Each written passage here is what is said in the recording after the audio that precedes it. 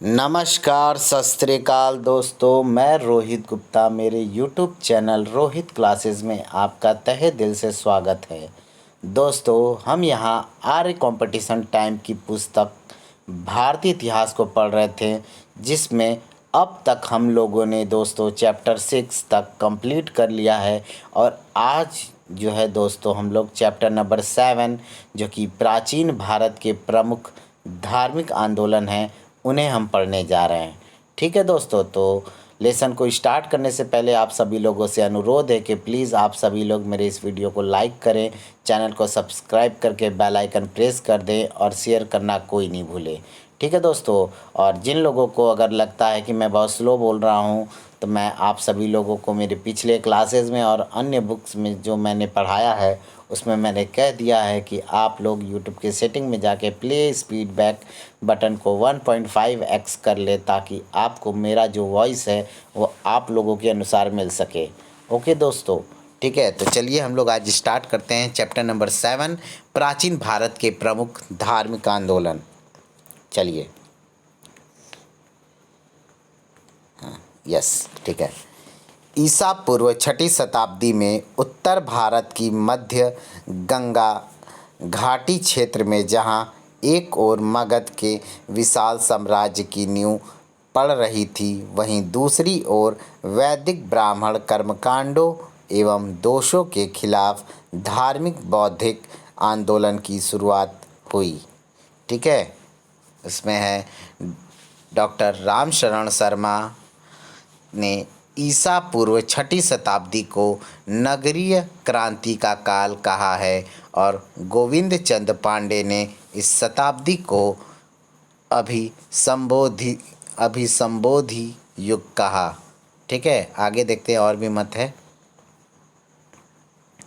आगे है professor R.S. Sharma के अनुसार बौद्ध धर्म का उदय नव विकसित नगरीय परिवेश में अवमानित मूल्यों को समाप्त करने तथा जो अच्छा और प्रगतिशील है उसे समर्थन प्रदान करने के लिए हुआ था। इसके कारण नई अर्थव्यवस्था तथा अतिरिक्त उत्पादन के आधार पर नगरीय जीवन का विकास हुआ। व्यापारिक अर्थव्यवस्था फली फूली। जैन धर्म ने लोगों में अहिंसा और सदाचार का प्रचार किया, और क्योंकि कृषि में छोटे छोटे जीवों की हिंसा की संभावना थी, अतः जैनियों ने बड़ी संख्या में कृषि को छोड़कर व्यापार व्यवसाय अपनाया। ठीक है, आगे देखते हैं दोस्तों। क्षत्रिय नेतृत्व में लोहे की भूमिका। इस धार्मिक बौद्धिक आंदोलन का नेतृत्व क्षत्रियों ने किया। इसमें लोहे के बढ़ते प्रयोग ने महत्वपूर्ण भूमिका निभाई। लोहे के प्रयोग के कारण सैनिक साजो सामान तथा अस्त्र शस्त्र में क्रांतिकारी परिवर्तन आया। लोहे द्वारा वनों की सफाई एवं लोहे के हल ने कृषि उत्पादन भी बढ़ाया। इसमें शस्त्रधारी क्षत्रिय वर्ग पहले की अपेक्षा अधिक शक्तिशाली हुआ तथा कृषि एवं व्यापार में बढ़ोतरी से उन्हें अधिक बलि यानी राजस्व प्राप्त हुआ। इसमें क्षत्रिय लोग पुरोहितों के विरुद्ध अपनी सामाजिक तथा राजनैतिक महत्ता के प्रति सचेत हुए। ठीक है, आगे देखते हैं। उपनिषदों ने धार्मिक आंदोलनों के लिए बौद्धिक पृष्ठभूमि तैयार कर दी थी। महात्मा बुद्ध के अनुसार वैदिक धर्महीन विद्या है। वैदिक मंत्र केवल जल विहीन मरुस्थल एवं पथहीन जंगल है। महात्मा बुद्ध ने कहा, शील एवं प्रज्ञा युक्त मनुष्य ही ब्राह्मण है। महावीर स्वामी ने कहा, जो अग्नि में तप कर शुद्ध किए गए सोने की भांति पाप मल से रहित तथा राग द्वेष एवं भय से मुक्त हैं वह ब्राह्मण हैं। ठीक है, आगे देखते हैं इसी पेज का अगला हिस्सा दोस्तों, ऊपर कर लेते हैं। हाँ, यहाँ से है। इस समय अनेक संप्रदाय अस्तित्व में आए, जिनमें केवल बौद्ध धर्म एवं जैन धर्म ही प्रसिद्ध हुए। ठीक है, आगे है, आगे बौद्ध ग्रंथ ब्रह्मजाल सूत्र के अनुसार इस समय गंगा घाटी में 62 एवं जैन ग्रंथ सूत्र कृतांग में 363 संप्रदायों का उल्लेख है। वहीं दीर्घ निकाय में उस समय प्रचलित 6 महत्वपूर्ण संप्रदायों की चर्चा मिलती है। ठीक है, आइए देखते हैं कुछ। हाँ दोस्तों, संप्रदाय देखते हैं और संस्थापक देखते हैं। तो बौद्ध धर्म जो है, सबसे पहला बौद्ध धर्म, उसके जो संस्थापक थे वो गौतम बुद्ध थे। दूसरा है आजीवक संप्रदाय के जो संस्थापक हैं, जिसे हम भाग्यवादी या नियतिवादी भी कहते हैं, आजीवक को, इसके जो संस्थापक है वो मखलीपुत्र गोशाल थे। आगे है दोस्तों तीसरा नंबर उच्छेदवादी, जिसे हम भौतिकवादी या यदृच्छावादी कहते थे। इसके जो संस्थापक थे वो अजीत केशकम्बलिन थे। ठीक है, आगे है दोस्तों नंबर 4 घोर अक्रियावादी या अकर्मवादी, जिसके संस्थापक है पूरन कश्यप। आगे है नंबर 5 नित्यवादी या घोर अकृतवादी, इसके जो संस्थापक है वो पुकुद कच्चायन। नंबर 6 दोस्तों संदेहवादी जो है, जिसे हम अज्ञेयवादी भी कहते हैं या अनिश्चयवादी भी कहते हैं, इसका संस्थापक जो है वो संजय वेलुपुत या वेल्ठीपुत था। ठीक है, आगे है दोस्तों 7वां नंबर हमारा जैन धर्म। जैन धर्म के संस्थापक थे वो महावीर स्वामी निगंठ नाथपुत में इन्हें कहा जाता था निगंठ नाथपुत। ठीक है, जो कि जैन धर्म के वास्तविक संस्थापक थे। हालांकि जैन धर्म के प्रथम जो तीर्थकर थे वो थे हमारे ऋषभदेव। ठीक है, लेकिन जो वास्तविक संस्थापक थे वह हमारे महावीर स्वामी थे। ठीक है, चलिए आइए दोस्तों देखते हैं आजीवक संप्रदाय। पहले देखते हैं आजीवक संप्रदाय। दोस्तों मखलीपुत्र गोशाल का जन्म जो है वो श्रावस्ती के सरावन नामक गांव में गोबाहुला नामक व्यक्ति की गौशाला में हुआ था। ठीक है, आगे गौशाल की माँ यानी मखलीपुत्र गोशाल की जो माँ थी उनका नाम जो था वो भद्दा एवं पिता का नाम मंखा था। माता का नाम भद्दा और पिता का नाम मंखा। ठीक है, याद रखिएगा। आजीवक धर्म के उदय में नंदवंश तथा किस संकिस यानी किस संकिच्छ भी कहते हैं उसे नामक भिक्षुओं का प्रधान हाथ था। मखलीपुत्र गोशाल आजीवक संप्रदाय के प्रवर्तक एवं उन्नायक थे। आगे है आजीवक संप्रदाय का मुख्य केंद्र जो है या प्रचार केंद्र जो है वह श्रावस्ती में हला नामक कुम्हारिन का घर था। आगे देखते हैं। आजीवकों की मान्यता है कि समस्त प्राणी नियति या भाग्य के अधीन है। मनुष्य के जीवन पर कर्मों का कोई प्रभाव नहीं पड़ता। वे पुनर्जन्म प्रक्रिया को मंडल मोक्ष कहते थे। आगे है गोशाल के मत में जन्म मरण सुख दुख संसार एवं मोक्ष सब अतीत कर्म के ऊपर निर्भर है। आगे मखलीपुत्र गोशाल की मृत्यु मगध के शासक अजातशत्रु द्वारा वज्जी संघ पर आक्रमण के दौरान युद्ध के समय हुई। आगे, मकलीपुत्र गोशाल की मृत्यु के बाद उसके अनुयायी पूरन कश्यप एवं पुकुद कच्चायन के साथ मिल गए थे। ठीक है, आगे है दोस्तों, नेक्स्ट पेज पढ़ते हैं। हाँ, ये था नेक्स्ट पेज में। हाँ ठीक है, चलिए आइए देखते हैं। थोड़ा सा बड़ा करना पड़ रहा है दोस्तों, क्योंकि बड़ा रहेगा तो स्पष्ट दिखेगा, तो अच्छा रहेगा ना आप लोगों के लिए भी। चलिए आगे है दोस्तों, महावीर स्वामी एवं गोशाल की प्रथम भेंट जो है वो नालंदा में हुई थी। भगवती सूत में महावीर स्वामी एवं मकलीपुत्र गोशाल के बीच हुए हिंसक संघर्ष का वर्णन है। आगे दोस्तों, गोशाल एवं महावीर स्वामी 6 साल तक नालंदा में साथ रहे थे। आजीवक जैन दिगंबरों की भांति निर्वस्त्र रहते थे एवं कठोर जीवन व्यतीत करते थे। एक धार्मिक संप्रदाय के रूप में आजीवकों का वर्णन पतंजलि के महाभाष्य में मिलता है। आगे है, दक्षिण में गोशाल को अवर्णनीय देवता कहा गया है। आजीवक अशोक वृक्ष की पूजा करते थे।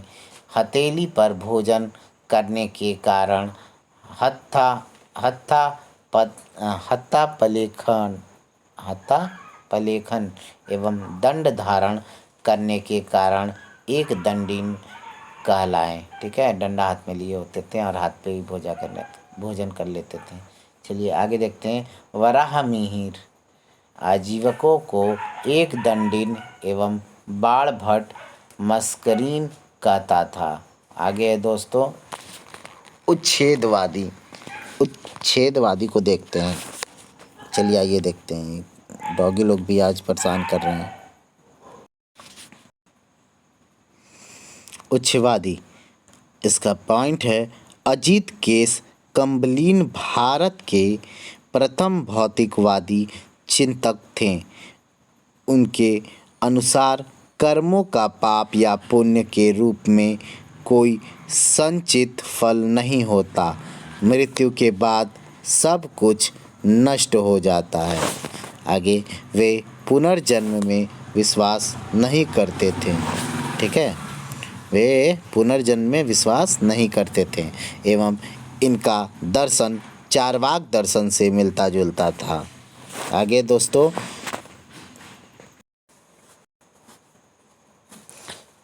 घोर अक्रियावादी। ठीक है, हम लोग पढ़ेंगे घोर अक्रियावादी। ठीक है, घोर अक्रियावादियों के अनुसार कर्मों का व्यक्ति पर कोई प्रभाव नहीं पड़ता। इसके प्रतिपादक जो हैं वो पूरन कश्यप ने श्रावस्ती में जल समाधि ली थी। ठीक है, एक बार और दोस्तों इस लाइन को देख लेते हैं, क्योंकि यह लाइन जो है आप लोग विश्वास नहीं करेंगे, मैंने पहली बार ही इसको पढ़ा था।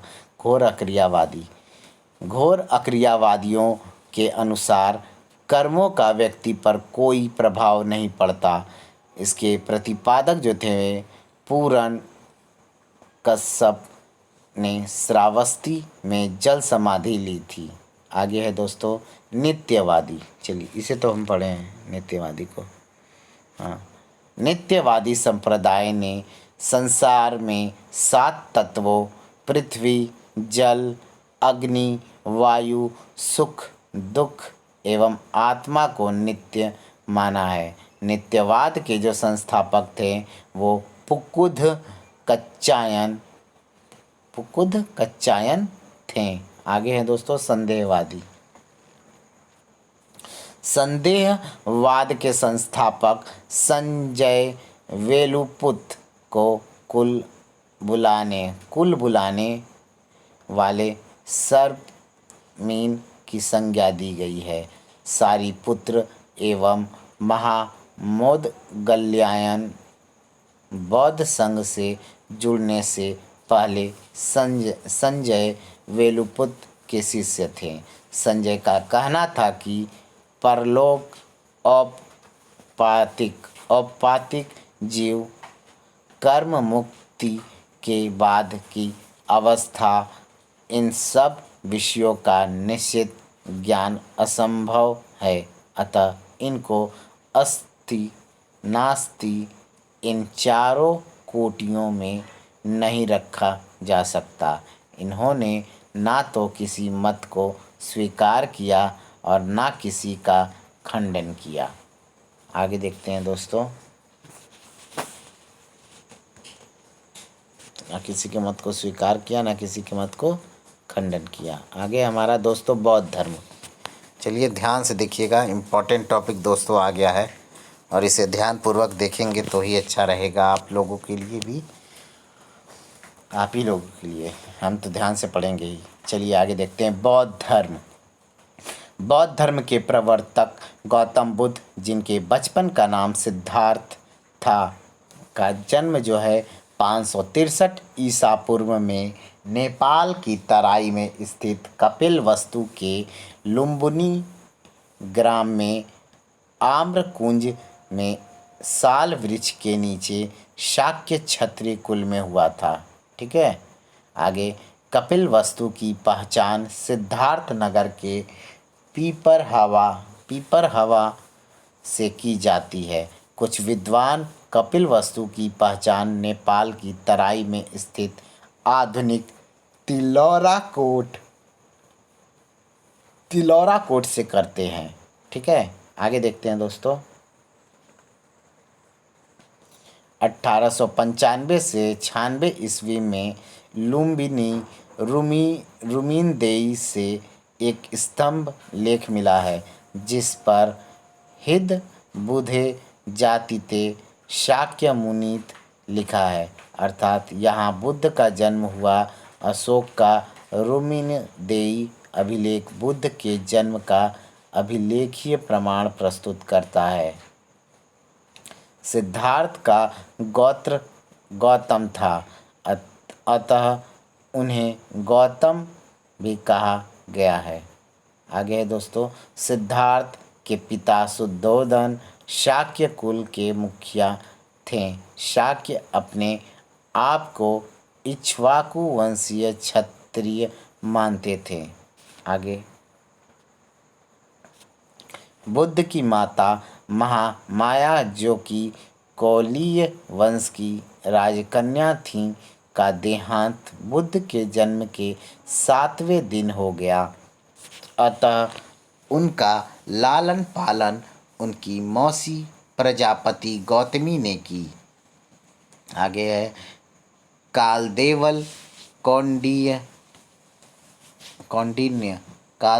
कौंडिन्य एवं ऋषि अतीश ने भविष्यवाणी की कि सिद्धार्थ चक्रवर्ती राजा या फिर सन्यासी होगा। शुद्धोधन ने बुद्ध को कहा, भगवान पुत्र का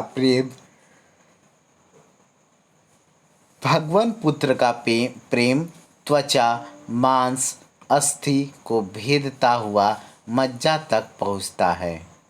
आगे है दोस्तों, ऊपर करते हैं थोड़ा।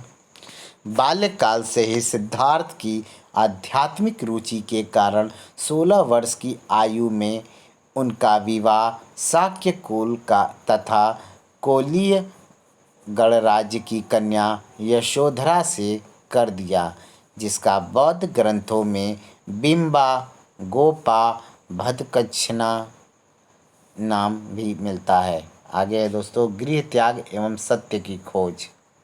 हालांकि बौद्ध धर्म जो टॉपिक है दोस्तों वो बहुत ही विस्तृत है और इस बुक में जितना दिया है वो फैक्ट बुक है, तो भाई फैक्ट पॉइंट्स दिए गए हैं और अच्छा भी है दोस्तों, ज़रूर इसे देखिएगा आप लोग।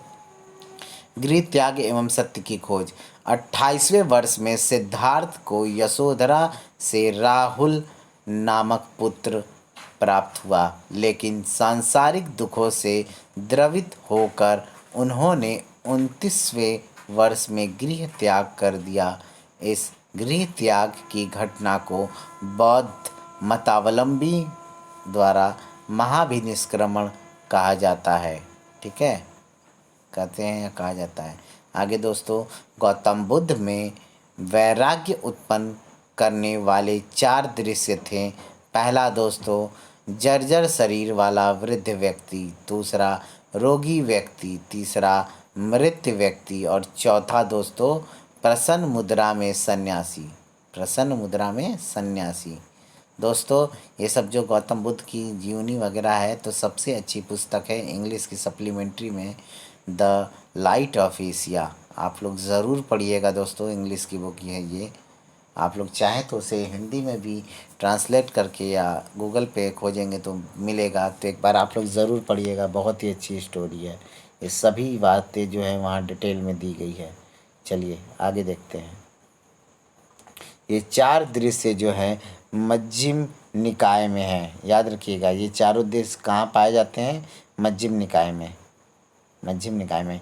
डी कौशाम्बी ने बुद्ध के गृह त्याग का कारण शाक्यों तथा कोलियों के मध्य रोहिणी नदी जल विवाद बताया है। ठीक है, आगे देखते हैं दोस्तों, नेक्स्ट पेज।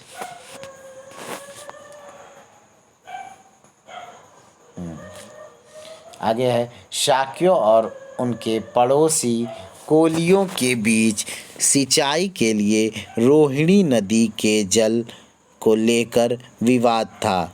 मध्यम निकाय में बुद्ध के महाभिनिष्क्रमण एवं महाबोधि का वर्णन है। ठीक है, सिद्धार्थ ने अपने घोड़े कंथक एवं सारथी छंदक को साथ लेकर गृह त्याग किया। आगे है दोस्तों, बुद्ध ने गृह त्याग के पश्चात अनोमा नदी के किनारे अनुवैया स्थान पर पहुंचकर सिर मुंडवाकर भिक्षु वस्त्र धारण किए तथा कंथक एवं छंदक को वापस भेजा। इसी स्थान पर कालांतर में चूड़ामणि एवं कंथक राम विहार का निर्माण हुआ। ठीक है, आगे देखते हैं दोस्तों। गृह त्याग के पश्चात उनके प्रथम गुरु वैशाली के समीप आलार कालाम नामक सन्यासी थे जो सांख्य दर्शन के आचार्य थे। इसी कारण बौद्ध धर्म पर सांख्य दर्शन का प्रभाव है। आलार कलाम ने महात्मा बुद्ध को आकिंचन्यायतन, ठीक है, याद रखिएगा, आकिंचन्यायतन तथा अरूप समापति की शिक्षा दी। ठीक है, आगे है दोस्तों,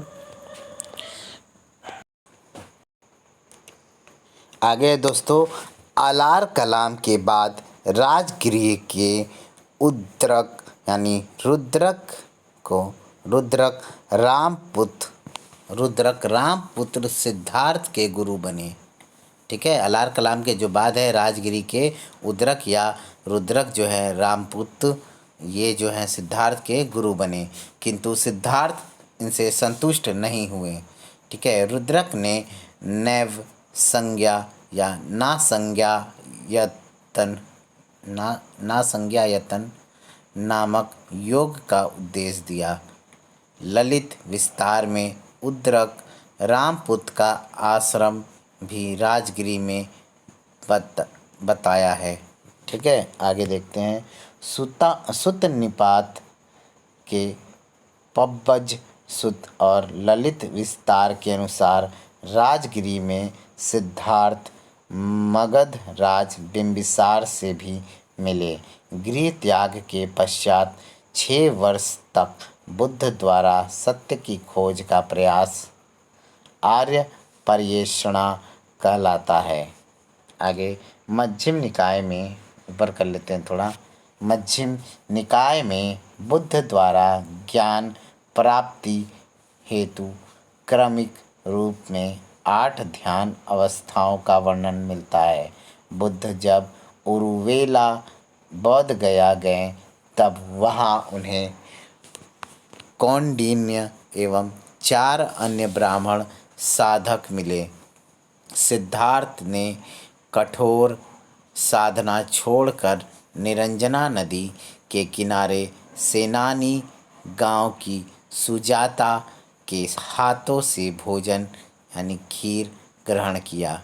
ठीक है, आगे आगे दोस्तों, वर्तमान में सेनानी गांव का नाम बकरौर है। क्या है? बकरौर। बकरौर गांव में दूसरी शताब्दी ईसा पूर्व का सुजाता का स्तूप भी मिला है। आगे दोस्तों, ज्ञान प्राप्ति या संबोधि। ठीक है, आइए देखते हैं।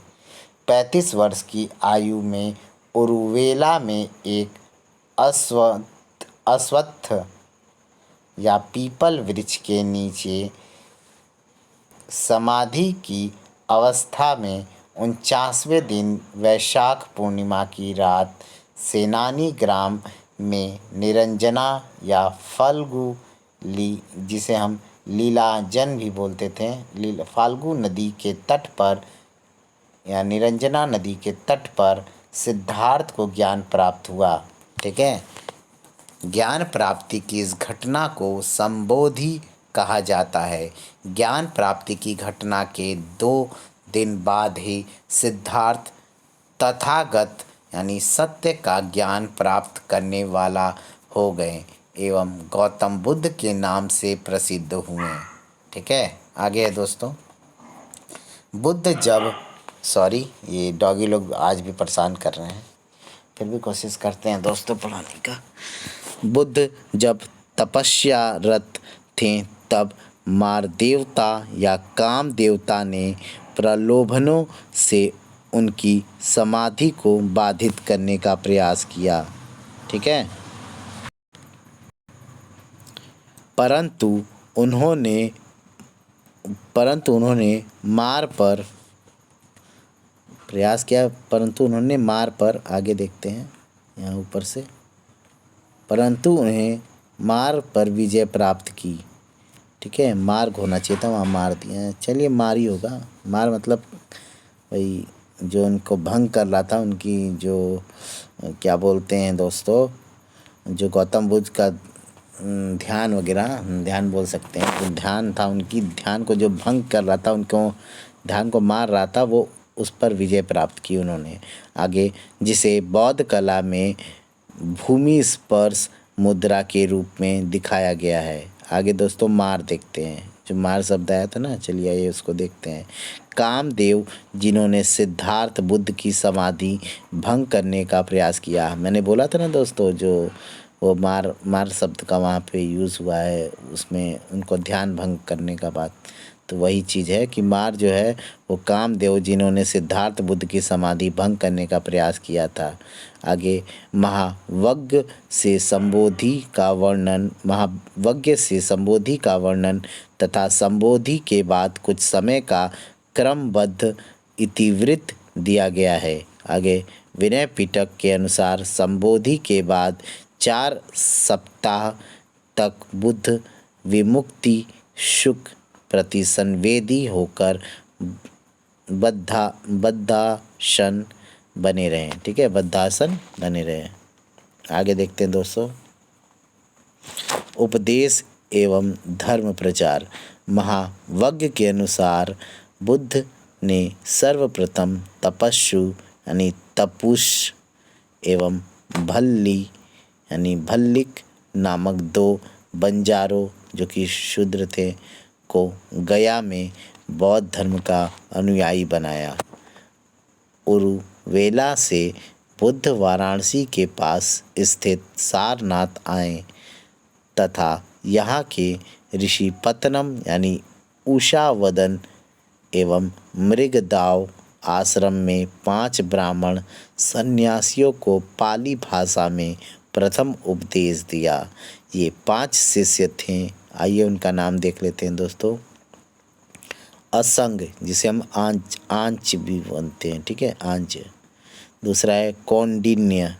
तीसरा है दोस्तों असजी वप्प जो थे वो तीसरे थे। दूसरा चौथा जो था वो महानाम था और 5वां भद्दीय था। ठीक है, ये 5 थे। आगे दोस्तों, ये 5 शिष्य थे गौतम बुद्ध के। आगे है, इन पांचों के बाद काशी का श्रेष्ठी श्रेष्ठी वर्ग बुद्ध का अनुयायी था। ठीक है, श्रेष्ठी वर्ग बुद्ध का अनुयायी था। श्रेष्ठी वर्ग होना चाहिए ना, हाँ। इन पांचों के बाद काशी का श्रेष्ठी वर्ग बुद्ध का अनुयायी बना। महात्मा बुद्ध का प्रथम उपदेश धर्म चक्र प्रवर्तन कहलाता है। यही सारनाथ में बुद्ध ने बौद्ध संघ की स्थापना कर बौद्ध संघ में प्रवेश आरंभ किया। प्रथम उपदेश का उल्लेख संयुक्त निकाय या सुत्त पिटक में है एवं प्रथम उपदेश में ही बुद्ध के 4 आर्य सत्यों के बारे में बताया गया है। आगे दोस्तों, बुद्ध ने अपने जीवन के सर्वाधिक उपदेश कौशल की राजधानी श्रावस्ती में दिए। उन्होंने मगध को अपना प्रचार केंद्र बनाया। ठीक है, आगे मध्यम निकाय के वर्णानुसार कौशल नरेश प्रसेनजित ने बुद्ध के बारे में कहा कि भगवपी कौशल को अहम्पि अशिष्टिको भवपि अशिष्टिको। ठीक है, अर्थात बुद्ध भी कौशल के हैं और मैं भी कौशल का हूँ। बुद्ध भी 80 साल के हैं और मैं भी 80 साल का हूँ। ठीक है, आगे दोस्तों, श्रावस्ती अचिरावती या राप्ती जिसको बोलते थे, अचिरावती नदी या राप्ती नदी के तट पर स्थित था एवं नगर की आकृति अर्धचंद्राकार थी। कैसी थी? अर्धचंद्राकार। आगे बुद्ध ने बनारस यानी वाराणसी के यश नामक श्रेष्ठी को भी संघ का सदस्य बनाया। आगे राजगिरी में बुद्ध एवं बिंबिसार की प्रथम भेंट हुई एवं बिंबिसार की पत्नी क्षेमा एवं पुत्र अभय बुद्ध के शिष्य बने। बिंबिसार का पुत्र अभय आम्रपाली का पुत्र था। बुद्ध ने पाटलिपुत्र के महान उत्कर्ष की भविष्यवाणी की कि वह भारत का प्रधान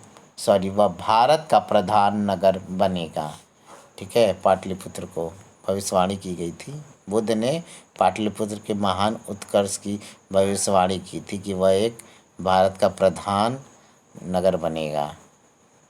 बना भी था भाई उस समय। चलिए आगे देखते हैं दोस्तों। आगे है दोस्तों, लिच्छवियों ने बुद्ध को कुटाग्रशाला दान में दी। ठीक है, कुटाग्रशाला दान में किसने दिया था? लिच्छवियों ने। किसको? बुद्ध को। आगे है दोस्तों, बुद्ध ने कपिलवस्तु में शाक्यों के संस्थागार का उद्घाटन किया एवं कपिलवस्तु से लौटते समय अनुपीय नामक स्थान पर शाक्य नरेश भद्रिक को अपना शिष्य बनाया तथा आनंद उपाली देवदत्त एवं अनिरुद्ध को अपना शिष्य बनाया। राजगिरी में ही सारिपुत्र एवं मौदगल्यायन बौद्ध धर्म में दीक्षित हुए। कौन? मौदगल्यायन जो है वो बौद्ध धर्म में दीक्षित हुए। आगे दोस्तों देखते हैं, बुद्ध ने प्रथम वर्षावास सारनाथ वाराणसी के मूल ग्रंथ कुट्टी विहार में एवं अंतिम वर्षावास वैशाली के वेलुग्राम विहार में किया था। दूसरा एवं चौथा वर्षावास राजगिरी में किया। आगे बौद्ध धर्म का सर्वाधिक प्रचार कौशल राज्य में हुआ। कौशल में ही बुद्ध के सर्वाधिक अनुयायी बने तथा कौशल की राजधानी श्रावस्ती में ही बुद्ध ने सर्वाधिक उपदेश दिए तथा श्रावस्ती में ही सर्वाधिक वर्षाकाल 20 वर्षाकाल व्यतीत किया। श्रावस्ती के बाद क्रमशः राजगिरी, वैशाली और कपिलवस्तु में सर्वाधिक वर्षाकाल बिताया। कपिलवस्तु भी कौशल राज्य के अधीन था। आगे है, माल नामक डाकू को बुद्ध ने श्रावस्ती यानी कौशल में ही बौद्ध धर्म में दीक्षित किया। आगे वैशाली की नगर वधु आम्रपाली भी बुद्ध की शिष्या बनी। सुसुमारगिरी के भग्गों भग्गों से अभय राजकुमार और नुकुल के माता पिता ने बौद्ध धर्म ग्रहण किया। कोलियों से सुप्रवासा प्रसिद्ध उपासिका थी। मल्लों में दर्व यानी दब और चुंद प्रसिद्ध शिष्य थे। बुद्ध के प्रधान शिष्य उपाली एवं सर्वाधिक प्रिय शिष्य आनंद मल्ल गणतंत्र के निवासी थे। आगे दोस्तों, बुद्ध स्वयं अवंती नहीं गए थे और अपनी जगह मां कात्यायन को भेजा, जिसने अवंती में बौद्ध धर्म का प्रचार किया। बुद्ध ने पावा में चुंद नामक लुहार के घर भोजन शुकर मारदव जो है भोजन जो है लुहार के घर भोजन शुकर मारदव ग्रहण किया, जिससे वे उदर विकार यानी पेचिश से पीड़ित हो गए और बीमारी की अवस्था में ही कुशीनगर आए। ठीक है, आगे देखते हैं दोस्तों, अंतिम समय एवं मृत्यु, ये देख लेते हैं। बुद्ध ने कुशीनगर में सुभद्र को अंतिम उपदेश देते हुए कहा कि सभी सांगतिक पदार्थों का विनाश होता है। ठीक है, सभी सांगतिक पदार्थों का विनाश होता है, ब्रैकेट में सभी संस्कार व्यय धर्म अर्थात नष्ट होने वाले हैं, अतः प्रमाद रहित होकर अपना कल्याण करो। आगे, इसी समय बुद्ध ने अपने प्रिय शिष्य आनंद को निर्देश दिया कि मल्लों को बुद्ध के महापरिनिर्वाण की सूचना दें। आगे देखते हैं। महात्मा बुद्ध का निधन 483 ईसा पूर्व में 80 वर्ष की आयु में हिरण्यवती नदी के तट पर 2 साल वृक्षों के बीच कुशीनारा यानी कुशीनगर में हुआ। बुद्ध के निधन को महापरिनिर्वाण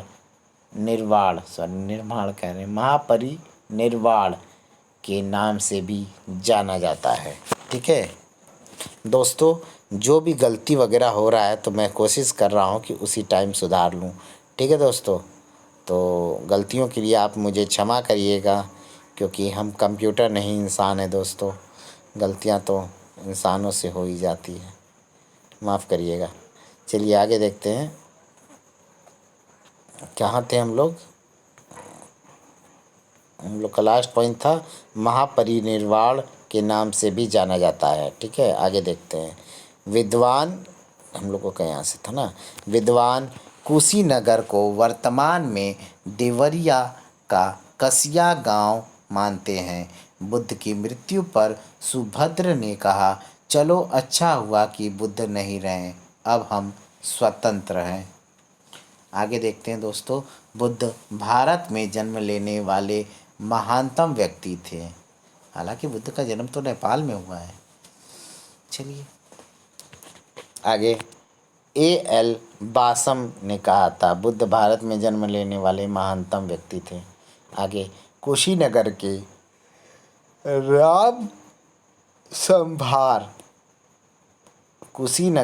राम संभार नदी तट पर बुद्ध का अंतिम संस्कार हुआ।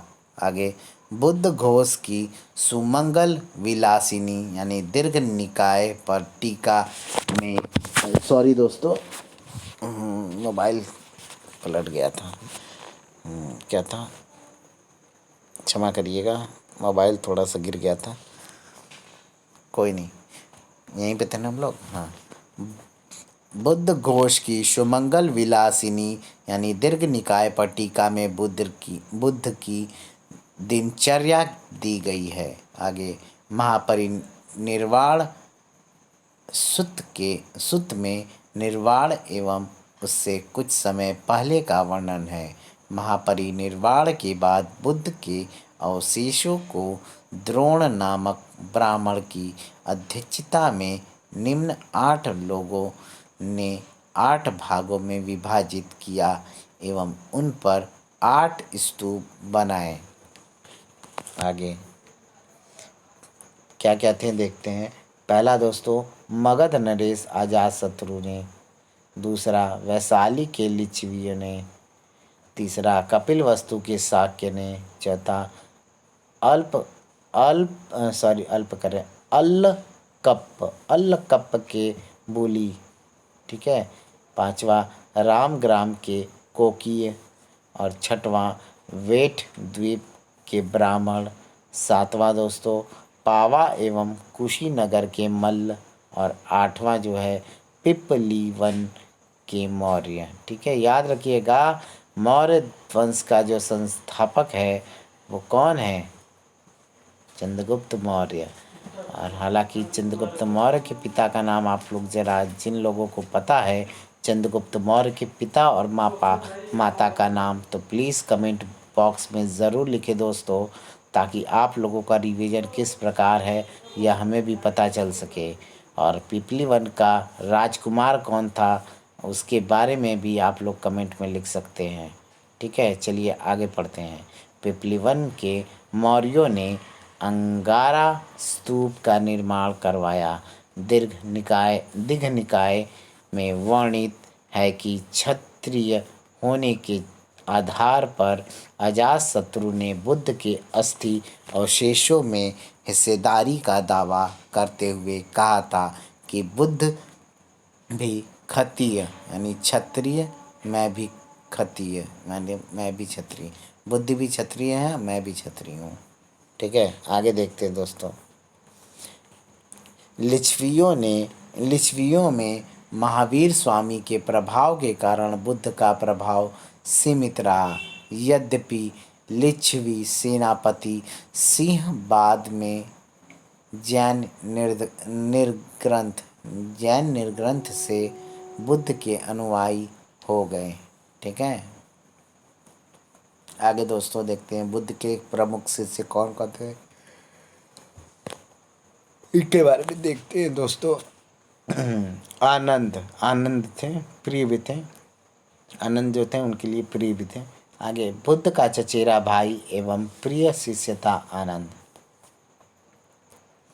देवदत्त आनंद का बड़ा भाई एवं बुद्ध का विरोधी चचेरा भाई भी कह सकते हैं था देवदत्त। मातंग जो है शूद्र थे। अनुरुद्ध जो थे वो व्यापारी सम्यक स्मृति के ज्ञाता थे। यश जो था वो व्यापारी था। अनाथ पिंडक जो थे वो व्यापारी थे। सुनीति जो थे वो भंगी थी। उपाली जो थी वो नापित या नाई थी, जिन्हें हम विनय के विद्वान भी कह सकते हैं, उपाली को विनय के विद्वान। आगे दोस्तों सारीपुत्र जो था वो ब्राह्मण या इनमें धम की गहनतम अंतर्दृष्टि थी सारीपुत्र में। मौदगल्यायन जो थे वो ब्राह्मण थे और महानतम दैवीय शक्तियों के पुंज थे। जीवक कौन था? बिंबिसार का राजवैद्य जो था वो जीवक था। ठीक है, आगे नंद कौन था दोस्तों? गौतमी का पुत्र जो था नंद वही था। राहुल जो था वो दोस्तों बुद्ध का जो पुत्र था वो राहुल था। ठीक है, आगे देखते हैं दोस्तों हम लोग नेक्स्ट पेज पे। हालांकि इस टॉपिक में आज के हम लोग के गौतम बुद्ध ही चलेंगे। ठीक है, आगे देखते हैं दोस्तों। बौद्ध ग्रंथ सुत्त निपात में पशुओं को अन्नदा, वनदा एवं सुखदा कहा गया है। दीर्घ निकाय में बुद्ध ने किसानों को बीज, व्यापारियों को धन एवं श्रमिकों को पारिश्रमिक देना राजा का कर्तव्य बताया है। आगे बुद्ध काल में सीवी सूती कपड़ों के लिए, गंधार ऊनी कपड़ों के लिए एवं वाराणसी रेशमी कपड़ों के लिए प्रसिद्ध थी। आगे सारिपुत्र एवं मौदगल्यायन असजीवप नामक बौद्ध भिक्षु से प्रभावित होकर राजगिरी आए एवं यहीं पर बुद्ध से दीक्षा प्राप्त कर बौद्ध ग्रहण किया। ठीक है, बौद्ध धर्म को स्वीकार किया या ग्रहण किया। ठीक है, आगे देखते हैं। सारिपुत्र एवं मौदगल्यायन का निधन बुद्ध के जीवन काल में ही हो गया था। सारिपुत्र की मृत्यु पर तो बुद्ध शोक से अत्यधिक व्याकुल हो गए थे। आगे दोस्तों, आनंद देवदत्त उपाली एवं अनुरुद्ध ने अनुपीय नामक स्थान पर बौद्ध धर्म की दीक्षा ग्रहण की। आगे गौतम गौतम बुद्ध की प्रमुख अनुयायी स्त्रियां। पहला है महाप्रजापति गौतमी बुद्ध की मौसी थी। यशोधरा बुद्ध की पत्नी थी। नंदा प्रजापति गौतमी की पुत्री थी। खेमा मगध नरेश बिंबिसार की पत्नी थी। पांचवा दोस्तों, आम्रपाली वैशाली की गणिका थी। विशाखा अंग जनपद के भद्दीय ग्राम के श्रेष्ठी की पुत्री थी। विशाखा बौद्ध संघ की संरक्षिका बनी। ठीक है, आगे देखते हैं दोस्तों। डॉगी लोग भी बहुत परेशान करते हैं।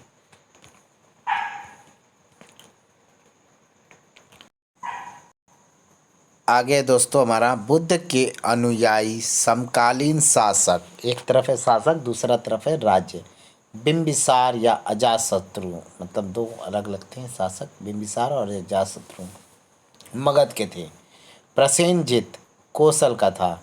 उदयन वत्स का था। महाकच्यायन अवंती का था। भद्रिक यह शाक्य राजा था। अवंती पुत्र जो था वो सूरसेन था। ठीक है, इतने थे। आगे दोस्तों प्रमुख विहार देख लेते हैं। बिंबिसार ने राजगिरी में वेलुवन नामक विहार बनवाया। वेलुवन बौद्ध संघ को प्राप्त प्रथम विहार था। आगे अनाथ पिंडक ने श्रावस्ती में बुद्ध के लिए जेतवन विहार बनवाया। कौन सा दोस्तों? जेतवन विहार बनवाया। आगे अनाथ पिंडक ने 18 करोड़ स्वर्ण मुद्राओं में जेतवन विहार को जेत राजकुमार से खरीदा था। इस दान का अंकन बरहुत स्तूप पर है। आगे कौशल नरेश प्रसेनजित ने भी बौद्ध संघ के लिए श्रावस्ती में पुब्बाराम आगे देखते हैं। पुब्बाराम या पूर्वाराम नामक विहार बनवाया। इसके लिए अंग में श्रेष्ठी की पुत्री विशाखा ने धन दिया था। प्राचीन रत्नगिरी महाविहार राजगिरी के पास स्थित था, जो गृद्धकूट के नाम से प्रसिद्ध था। ठीक है, आगे देखते हैं दोस्तों। प्रसिद्ध था। रत्नगिरी विहार बुद्ध का प्रिय निवास स्थान था। आगे दानदाता देखेंगे, विहार का नाम देखेंगे और स्थान देखेंगे। ठीक है, चलिए ये देखते हैं। बिंबिसार जो है वो वेलुवन बनवाया। ठीक है, वेलुवन, और स्थान जो है इसका राजगिरी है। विशाखा या प्रसेनजित ने पुब्बाराम यानी पूर्वाराम विहार का नाम था उसके प्रसेनजित का, जो कि श्रावस्ती में है। और सुदत्त यानी अनाथ पिंडक का जो विहार का नाम है वो जेतवन है, जो कि स्थान है उसका श्रावस्ती। आगे दोस्तों श्रेष्ठी घोषित ये इसका विहार का नाम दोस्तों घोषिताराम यानी वत्सराज उद्ययन का मंत्री जो है उसका स्थान है दोस्तों वो कौशाम्बी है। आगे आम्रपाली ने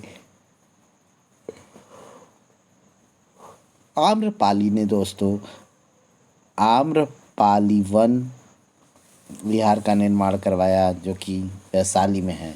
और शीतवन भी बनवाया। और नयो नयोग्रोधा राम का भी निर्माण करवाया। मल्लिका विहार भी बनवाया था। ठीक है, ये 4 विहार उन्होंने बनवाया था आम्रपाली ने, जो कि आम्रपाली वन जो है वो दोस्तों वैशाली में है। शीतवन जो है दोस्तों राजगीर में है। और नयो नयोग्रोधा राम और मल्लिका जो है दोस्तों वो श्रावस्ती में है। ठीक है, ध्यान से पढ़िएगा, मैंने 2 बार रिपीट किया है। आगे दोस्तों, बौद्ध संघ। बुद्ध के अनुयायियों में सर्वाधिक संख्या दोस्तों ब्राह्मणों की थी। बौद्ध संघ की प्रणाली जनतंत्रीय थी। कोरम या गणपूर्ति न्यूनतम 20 थी। मतदान अधिकारी सलाका ग्राहपक कहलाता था। बौद्ध संघ का प्रमुख विनयधर कहलाता था। बुद्ध समय समय पर जो उपदेश देते थे उसे उनके निरंतर साथ रहने वाले शिष्य श्रवण करते थे और स्मरण करने का प्रयास करते थे। आगे, यही लोग कालांतर में विनयधर कहलाने लगे थे। ठीक है, आगे देखते हैं दोस्तों। बुद्ध वैशाली के गणराज्य के प्रशंसक थे तथा भिक्षु संघ का संगठन वैशाली राज्य के आदर्श पर हुआ। बहुमत से पारित प्रस्ताव जो है वो भूमस्किम कहलाता है। क्या कहलाता है? बहुमत से पारित प्रस्ताव जो है भूमस्किम कहलाता है। प्रत्यक्ष मतदान विवतक कहलाता है। प्रत्यक्ष जो मतदान होता है वह विवतक कहलाता है। आगे, भिक्षुओं के वस्त्र चीवर एवं भिक्षुणियों के वस्त्र उदकसाटी कहलाते थे। बुद्ध ने जीवन के अनुरोध पर ये वस्त्र लागू किए। आगे, महात्मा बुद्ध ने अपने प्रिय शिष्य आनंद के कहने पर महिलाओं को भी बौद्ध संघ में प्रवेश की अनुमति दी, परंतु साथ ही यह भी कहा कि महिलाओं के प्रवेश से बौद्ध धर्म एवं संघ का 500 वर्षों में ही पतन हो जाएगा। ठीक है, आगे देखते हैं। वैशाली में भिक्षुणी संघ की स्थापना की गई तथा बुद्ध ने पहली बार महिलाओं को संघ में शामिल होने की अनुमति वैशाली में दी। वैशाली के संघ में प्रवेश पाने वाली प्रथम महिला जो थी, बुद्ध की सौतेली माँ प्रजापति गौतमी थी। संघ में प्रविष्ट होने को उपसंपदा कहा जाता था। संघ में प्रवेश की न्यूनतम आयु जो थी वो 15 वर्ष की थी। ठीक है दोस्तों, आगे देखते हैं दोस्तों। प्रारंभ में बौद्ध संघ सभी के लिए खुला था, परंतु बाद में 15 वर्ष से कम आयु वालों, चोरों, हत्यारों, ऋणी, दासों एवं रोगी व्यक्तियों का संघ में प्रवेश वर्जित कर दिया गया। बौद्ध धर्म गणतंत्र प्रणाली पर आधारित था। बुद्ध के चचेरे भाई देवदत्त ने बुद्ध को मारने के लिए नालागिरी नामक हाथी भेजा था। ठीक है, कौन सा? नालागिरी नामक हाथी को भेजा था। ठीक है, आगे देखते हैं दोस्तों। आगे है, देवदत्त ने बुद्ध को हटाकर बौद्ध संघ का प्रधान बनने की चेष्टा की थी। मतलब षड्यंत्र रचकर उसको मारना चाहा। बुद्ध को मारने की प्लान बनाया ताकि वो मर जाएंगे तो फिर वह उनकी जो संप्रदाय है उस पर आधिपत्य जमा लेगा और उसको अपना बना लेगा। ठीक है, तो चेष्टा किया था प्रधान बनने का। लेकिन आगे देखते हैं, जीवक को बौद्ध संघ का आभूषण कहा जाता है। राजगृह की गणिका सालावती का पुत्र जीवक बिंबिसार का राजवैद्य था। जीवक ने बुद्ध के उदर रोग एवं चंड प्रदोत, ठीक है,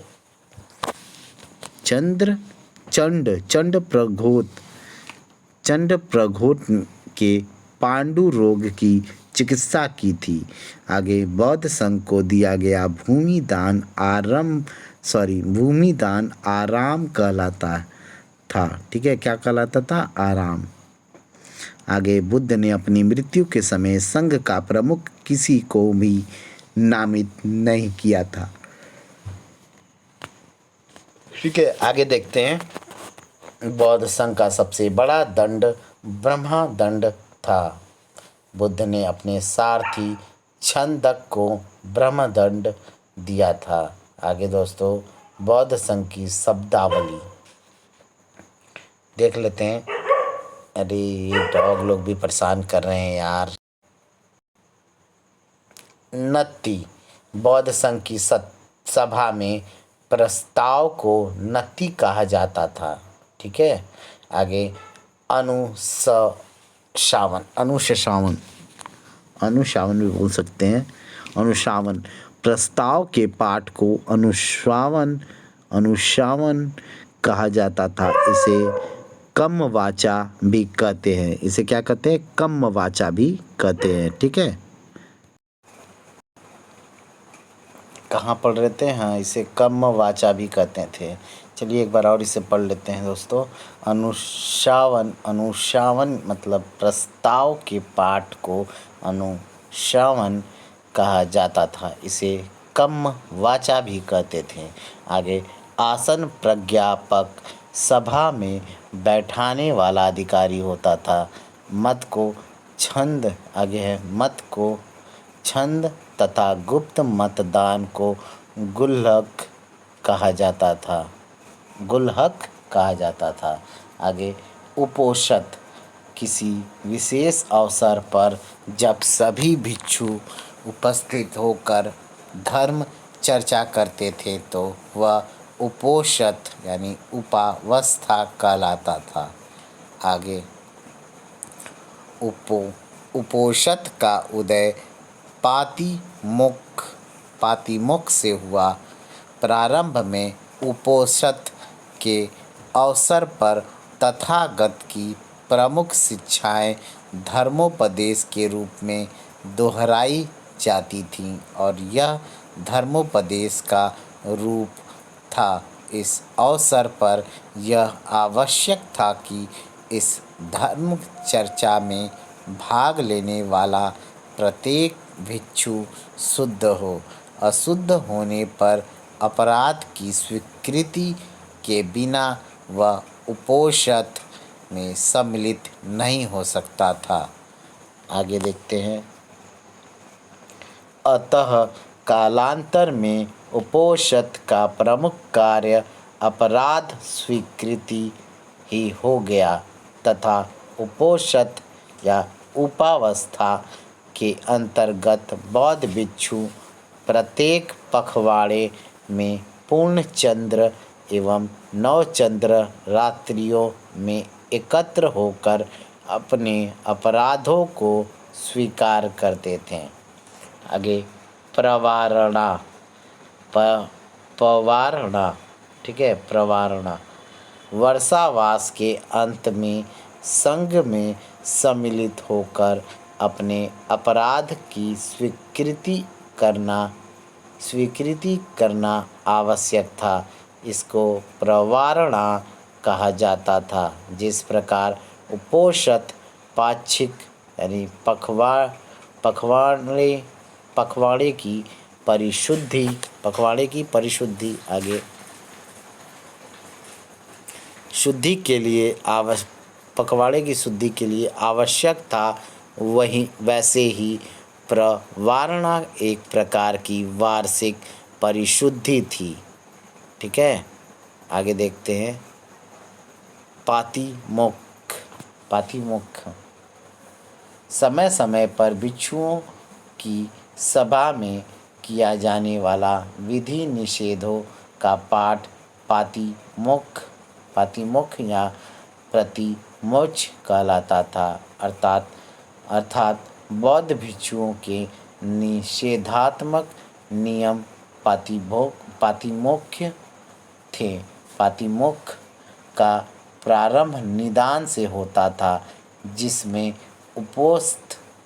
उपोस्थ के लिए एकत्र भिक्षुओं को सूचित किया जाता था कि जिस भिक्षु से कोई पाप हुआ है वह उसे प्रकट करे। ठीक है, आगे है छामछेड़। छामछेड़ प्रव्रज्या ग्रहण करने वाले भिक्षु छामछेड़ या श्रमण कहलाते थे। श्रेण या श्रमण कहलाते थे।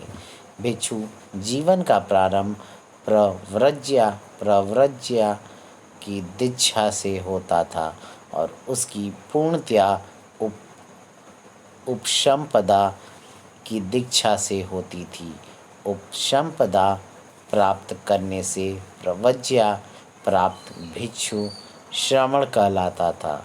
आगे कठिन क्या था देखते हैं। यह बौद्ध भिक्षुओं को वस्त्र वितरण के लिए होने वाला समारोह था। ये वस्त्र गेरुए रंग के होते थे। आगे उपासक। गृहस्थ जीवन में रहकर बौद्ध धर्म को मानने वाले लोग गौतम बुद्ध एवं बौद्ध भिक्षु वर्षा काल में उपदेश नहीं देते थे। अन्य समय में उपदेश देते हुए भ्रमण करते थे। वर्षा काल के 4 महीनों में भिक्षु एक जगह रहकर ही समाधि या ध्यान लगाते थे, जिसे वसा या आश्रय कहते थे। आगे देखते हैं दोस्तों, बौद्ध धर्म की शिक्षाएं एवं सिद्धांत। बौद्ध धर्म में त्रिरत्न बुद्ध धम्म एवं तथा संघ हैं। महात्मा बुद्ध की शिक्षाओं का मूल आधार 4 आर्य सत्य है। ये हैं, पहला दुख समुदाय या कारण, तीसरा दुख निरोध और चौथा दुख निरोधगामिनी प्रतिपदा यानी दुख निवारक मार्ग। ठीक है, आगे देखते हैं दोस्तों। बुद्ध ने दुख निवारक 3 स्कंद बताए हैं: प्रज्ञा, शील एवं समाधि। कालांतर में इन्हीं का विस्तार अष्टांगिक मार्ग के रूप में हुआ है। आगे अष्टांगिक मार्ग देखते हैं दोस्तों, इम्पोर्टेंट है। चौथे आर्य सत्य में अष्टांगिक मार्ग है। ये हैं 8 अष्टांगिक मार्ग में 8 है। पहला देखते हैं दोस्तों, सम्यक दृष्टि, दूसरा सम्यक संकल्प, तीसरा सम्यक वाणी, चौथा सम्यक कर्मांत, पांचवा सम्यक आजीव, छठवां सम्यक व्यायाम, सातवां सम्यक स्मृति और 8वां दोस्तों सम्यक समाधि। ठीक है, ये 4 आर्य सत्य के अष्टांगिक मार्ग है। ठीक है, चलिए देखते हैं आगे। अष्टांगिक मार्ग को भिक्षुओं का कल्याण मित्र, देवयान एवं ब्रह्मयान भी कहा जाता है। अष्टांगिक मार्ग को मध्यम मार्ग या मध्यम प्रतिपदा भी कहते हैं। बुद्ध के अष्टांगिक मार्ग का स्रोत तैत्तिरीय उपनिषद है। ठीक है, ध्यान दीजिएगा पॉइंट को, इम्पोर्टेंट है ये सब पॉइंट। आगे दोस्तों, चारों आर्य सत्य एवं अष्टांगिक मार्ग एवं प्रथम उपदेश का वर्णन जो है दोस्तों, वह हमारा धर्मचक्र प्रवर्तन सूत्र यानी संयुक्त निकास का भाग में मिलता है। ठीक है, धर्मचक्र प्रवर्तक सूत्र में मिलता है। ठीक है, धर्मचक्र प्रवर्तक सूत्र में मिलता है। आगे दोस्तों थोड़ा बड़ा कर लेते हैं। आगे दोस्तों, बौद्ध धर्म के अनुसार मानव जीवन का परम लक्ष्य है निर्वाण प्राप्ति। निर्वाण का अर्थ है बुझ जाना। निर्वाण की प्राप्ति जीवित रहते हुए भी की जा सकती है, जबकि महापरिनिर्वाण मृत्यु के बाद ही प्राप्त हो सकता है। आगे, प्रतीत्य समुत्पाद।